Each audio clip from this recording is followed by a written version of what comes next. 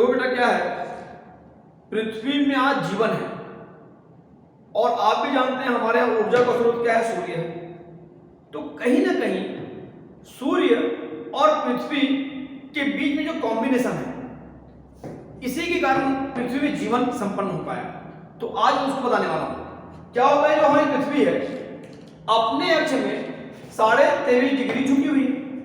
तो यदि आप सोचोगे अगर 90 का एंगल लेंगे, ध्यान दीजिए, तो 23.5 अगर झुकी हुई है, एक अगर 23.5 होगा तो एक होगा 66। इसका मतलब अगर हम बीचों बीच से इसको काट दें तो होगा 0 डिग्री। तो एक लाइन हमने क्या लिखा, 23.5 डिग्री, एक लाइन 66 और ऊपर में क्या है 90। सेम ऐसे ही नीचे होगा 23.5, 66। इसके अलग अलग नाम है। 0 डिग्री जो है, जो हमारी पृथ्वी को 2 बराबर भाग में बांटती उत्तर और दक्षिण में, उसे बोलते हैं भूमध्य रेखा। उत्तर में जो रेखा है 23.5, उसको बोलते हैं कर्क रेखा। उसके ऊपर जो है उसको बोलते हैं आर्कटिक वृत्त, क्योंकि हमारे पृथ्वी के ऊपर में है आर्कटिक महासागर, इसलिए इसका नाम रख दिए। और सबसे ऊपर जो 90 डिग्री है उसको हम लोग नॉर्थ पोल बोलते हैं, अर्थात उत्तरी ध्रुव। सेम अगर आप नीचे आते हैं तो 23.5 में दक्षिण में है मकर रेखा, नीचे में आपको 66 में अंटार्कटिक रेखा या वृत्त, क्योंकि नीचे में क्या है अंटार्कटिका महाद्वीप है। और सबसे दक्षिण में आओगे तो 90 डिग्री में है साउथ पोल। ये इसके डिवाइडेशन है। लेकिन समझ के देखिए, जो सूर्य है, सूर्य का प्रकाश लंबवत जहां चमकता है, समझ के देखिएगा, जैसे सूर्य को यहां रख दीजिए आप, तो सूर्य का प्रकाश सीधा कहां आएगा, भूमध्य रेखा में।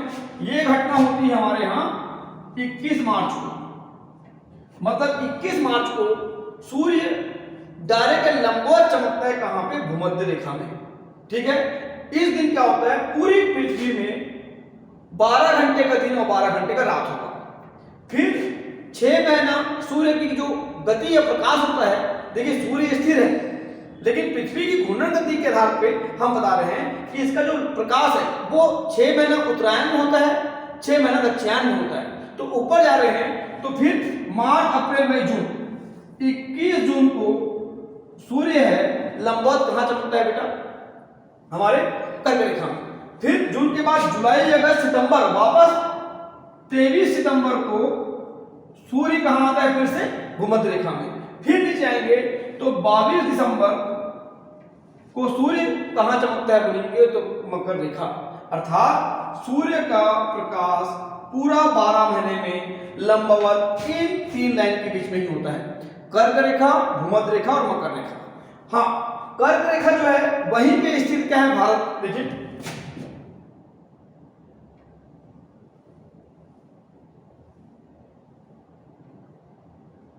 अर्थात हम कह सकते हैं कि भारत में सबसे बड़ा दिन कब होता है, 21 जून, और भारत से सबसे दूर कब होता है, 22 दिसंबर। अर्थात भारत में सबसे बड़ा छोटा दिन कब होगा, 22 दिसंबर। और 12 घंटे का दिन, 12 घंटे का रात कहां होगा, भूमध्य रेखा में। कब, 21 मार्च और 23 सितंबर। ये आपको पता होना चाहिए। ठीक है। फिर देखते हैं, अब आप बताइए, जैसा ऊपर होगा सेम उत्तर में, वैसे दक्षिण में होगा। तो ये एरिया जो है, ये साल भर सूर्य का जो प्रकाश है डायरेक्ट मिल रहा है, अर्थात एरिया का वो गर्म होगा। तो इसी एरिया को बोलते हैं हम लोग उष्णकटिबंधी। उष्णकटिबंधी, ये हमें याद होना चाहिए। ठीक है। Tropical zone. फिर आप ऊपर जाओगे तो आधा गर्मी आधा ठंडी, अर्थात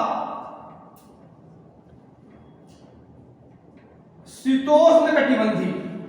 और यहां सूर्य की रोशनी पड़ती है तिरछी, लेकिन यहां देखोगे तो ऊपर में सूर्य की रोशनी नहीं पहुंचती, इसीलिए इसको क्या बोलते हैं हम लोग, पोलर जोन, शीत कटिबंधी। Tropical zone, temperate zone, polar zone, उष्ण कटिबंधी, शीतोष्ण कटिबंधी और शीत कटिबंधी। इसका अगर सूर्य जब उत्तरायण में होता है, मतलब यदि वो कर्क रेखा में होता है, तो सूर्य की रोशनी ऊपर में मिलती है, ऐसे नीचे में नहीं पहुंचती। तो 6 महीने का दिन इधर होगा तो 6 महीने की रात इधर हो जाएगी। लेकिन जब सूर्य दिसंबर में इधर आएगा तो उत्तरी जो दक्षिण ध्रुव है उसमें उजाला हो जाएगा, तो उत्तर ध्रुव में क्या होगा, अंधेरा होगा। इसीलिए बोलते हैं कि ध्रुवों में 6 महीने का दिन होता है और 6 महीने का रात होता है। याद होना चाहिए। ठीक है। चलिए, मुझे लगता है इतना समझ आ गया होगा। ये स्थिति को अगर हम जानते हैं इसी से, क्योंकि ये जो रेखाएं हैं, लाइनें हैं, ये सभी के सभी बेटा काल्पनिक रेखाएं तो हैं, ये अक्षांश रेखाएं हैं। और अक्षांश रेखा के द्वारा ही हम कहीं मौसम का, क्लाइमेट जलवायु का और वहां की ऋतुओं का निर्धारण करते हैं। और यह स्थिति का कौन सा देश कहां पे वो क्लाइमेट, ये सभी क्या होती है अक्षांश रेखाएं। यदि आपको पूछे कि कौन सी रेखा सबसे बड़ी है तो 0 डिग्री, ये भी क्या है अक्षांश रेखाएं। ये सभी क्या है अक्षांश रेखाएं हैं। कहां कहां पे कौन सा है ये आपको पता होना चाहिए। ठीक है, okay, thank you all of you.